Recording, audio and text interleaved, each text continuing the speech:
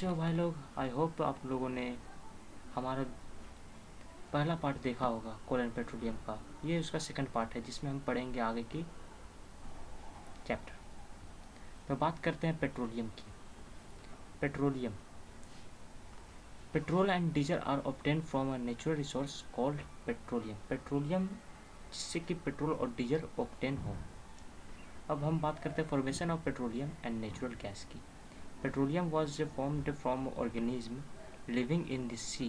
As these organisms died, their body settled at the bottom of the sea and got covered with layers of sand and clay over millions year absence of air. मतलब कि petroleum जो है वो बना था, formation हुआ है sea organism के मरने के बाद। जब सी ऑर्गेनिज्म मर जाते हैं तो उनकी बॉडी जो है वो समुद्र तल में नीचे दब जाते हैं और जिन पे एक सैंड और क्ले का एक लेयर जमता है। High temperature and high pressure transform the dead organism into petroleum and natural gas. High temperature और हाई प्रेशर जो है उनको ट्रांसफॉर्म करती है डेड ऑर्गेनिज्म को पेट्रोलियम एंड नेचुरल गैस के रूप में। रिफाइनिंग ऑफ पेट्रोलियम, हम बात करते हैं refining of petroleum. The process of separating the various constituent fractions of petroleum is known as refining. It is carried out in a petroleum refinery. Refining of petroleum एक process है जिसमें कि separate होता है पेट्रोलियम, वो भी various constituent और fraction of petroleum से। ये जो है it is carried out in petroleum refinery, ये सभी पेट्रोलियम रिफाइनरी में ही कैरी होती है। Table of the various constituents of petroleum and their uses, यहाँ पे आपको एक टेबल दिखाई जा रही है जिसमें कि पेट्रोलियम कंस्टिट्यूएंट्स और उनके यूजेस दिए हुए हैं। जैसे यहाँ पे देखिए सीरियल नंबर 1 में petroleum gas in liquid from LPG. LPG का क्या यूज है?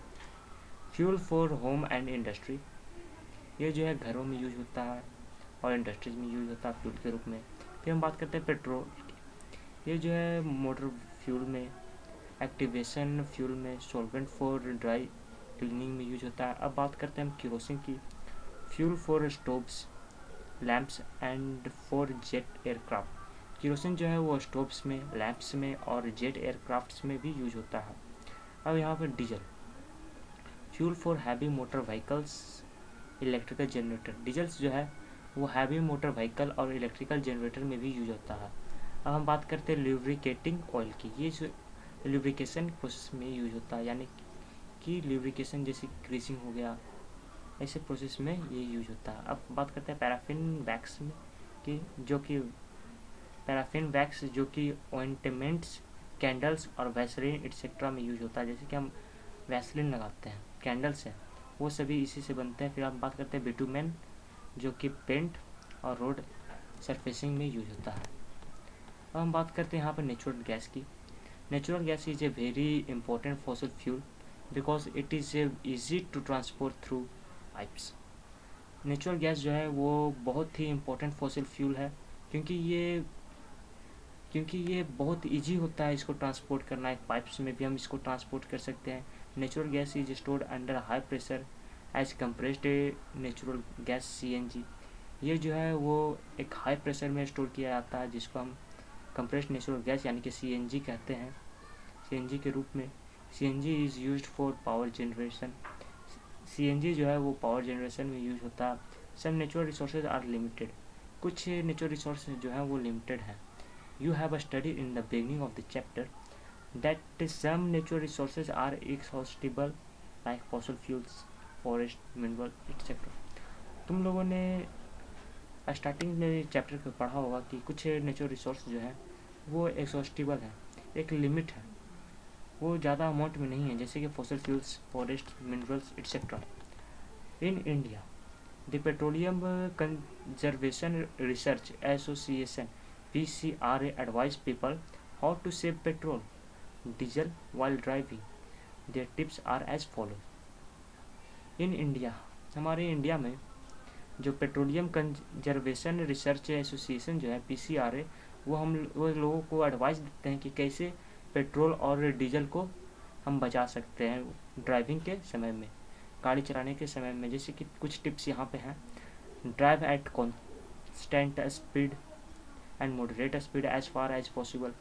जितना से जितना हो सके कॉन्स्टेंट स्पीड से और मॉडरेट स्पीड से ट्रैवल कीजिए। Switch off the engine at traffic lights और at place where you have to wait. अपना इंजन बंद कर दीजिए जहाँ पर ट्रैफिक लाइट्स हो, ट्रैफिक के एरिया में फंसे हुए हैं, बहुत लंबा जैम है, तो आप उसमें अपना इंजन बंद कर सकते हैं, या फिर आप वहाँ उस समय उस जगह पर बंद कर सकते हैं जब आप किसी का वेट कर रहे हैं। इंश्योर करेक्ट टायर प्रेशर, आप टायर प्रेशर को इंश्योर कर लीजिए।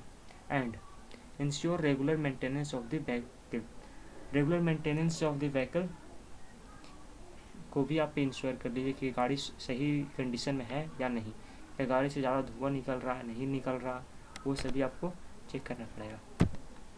तो यहाँ पर हमारा वीडियो हो गया ख़त्म। अगर आपने पहला पार्ट नहीं देखा होगा तो डिस्क्रिप्शन बॉक्स से लिंक लेकर आप देख सकते हैं।